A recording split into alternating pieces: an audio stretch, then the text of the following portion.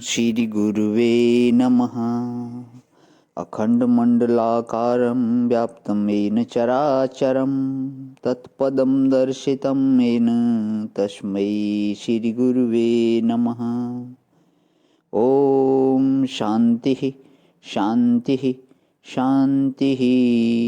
प्रणाम भवन। मांडुक्य कारिका प्रवचन व्यातथ्य प्रकरण स्वामी श्री अखंडानंद सरस्वती जी महाराज का दिव्य ग्रंथ, जिसमें भगवान हमारा अध्याय चल रहा है किम आचरेत, पेज नंबर 474 से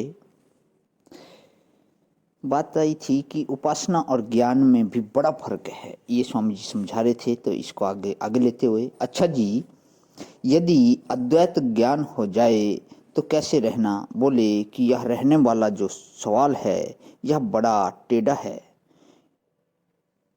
हमको तो ज्ञान हो गया महाराज, अब हम कौन सी दुकान करें? ठीक है, तुम्हारा ज्ञान तो दुकान करने के लिए था ही था। जड़ वलोकम आचरित का अर्थ है कि जैसे सब रहते हैं वैसे ही रहे। माने यदि अपने को वह विशेष प्रकट करेगा तो सर्वसमत्व उसमें कहाँ है? हमने एक महात्मा देखा, बिल्कुल ब्रह्मनिष्ठ था, पर दिन भर घास ही छीलता था, जीवन मुक्त पुरुष था, उसकी मौज। एक महात्मा देखा, वह झाड़ू ही लगाता था, जिंदगी भर एक ही स्थान पर रहा, पेड़ के नीचे सो जाता, लेकिन गांव के लोग जब सोते होते और वह झाड़ू लेकर सारी गली साफ कर देता, वह उसका व्यसन था। कोई जानता थोड़े ही था कि यह ज्ञानी है। एक महात्मा को ऐसा देखा जो मछली खाते थे। बात ऐसी थी कि जब हम लोग मोकलपुर के बाबा का दर्शन करने जाते तो 3-4 मील गंगा जी नाव से पार करते, और कभी नाव नहीं मिलती या पैसे नहीं होते तो पैदल जाते। वे महात्मा गंगा किनारे रहते थे। एक बांस की वंशी उन्होंने बना रखी थी और उसमें केंचुआ लगा लेते और मछली पकड़ते थे। जब कोई मछली फंसती तो खा लेते। पेड़ के नीचे रहते थे, लंगोटी कभी लगाते थे और कभी नहीं लगाते थे। बड़े काले काले थे। लोग कहते हैं कि ये गांव में तो कभी जाते ही नहीं हैं, भिक्षा नहीं मांगते थे और बोलते भी नहीं थे। हम लोगों ने जाकर उनको परेशान किया कि बोलना पड़ेगा। मैंने पूछा कि यह क्या करते हो? तुम्हारा रोटी का बंदोबस्त कर दिया जाए। गांव में हम कह देते हैं रोटी आ जाया करेगी। बोले कि मांगने की रुचि नहीं है। जो ब्राह्मण सन्यासी होते हैं वे मांगते हैं। ना मैं कभी ब्राह्मण रहा ना कभी सन्यासी रहा, तो मांगने में तो हमारी रुचि नहीं है। जन्म का मल्लाह हूँ, गंगा जी से के पेट में पैदा हुआ, गंगा जी में रहा, और गंगा जी पहले भी खाने को देती थी और अब भी देती है, माँ है। अब आप ऐसा नहीं समझना कि वह ब्रह्मनिष्ठ नहीं था, ब्रह्मनिष्ठ था। वह वेदांत का सिद्धांत बड़ा उदार सिद्धांत है, किसी को बांधता नहीं है, मुक्त करता है। योगिनो भोगिनो रागिनो चेतेरे। कोई योगी के रूप में रहता है, कोई भोगी रूप में रहता है, तो कोई रागी रूप में रहता है। वे एक तरह से नहीं रहते।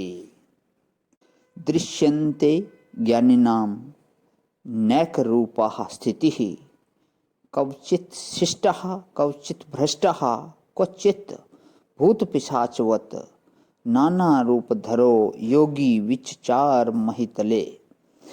कहीं शिष्ट के रूप में, कहीं भ्रष्ट के रूप में भरत, निदाद, ऋभु, सुखदेव, वामदेव, दत्तात्रेय, वशिष्ठ, कृष्ण, नाना प्रकार से ज्ञानियों की स्थिति है। आनंद की अभिव्यक्ति जो है वह पूर्ण स्वातंत्र्य में है। सबको एक बात दिया, सबको एक बता दिया, एक दिखा दिया। कितना बड़ा स्वतंत्र है यह। विज्ञान से सब कुछ जान लेने पर भी जो विज्ञान से परे है उसको हाथ जोड़ना पड़ता है। आइंस्टाइन ने कहा है कि कोई है जो विज्ञान से परे है, जो सब नियमों से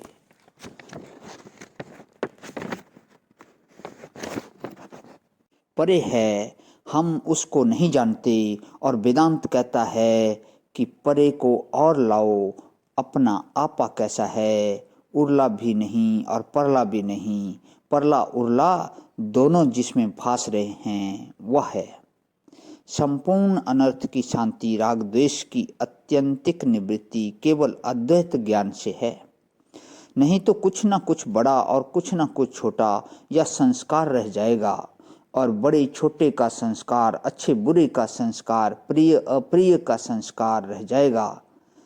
तो राग द्वेष भी हुए बिना नहीं रहेगा नहीं।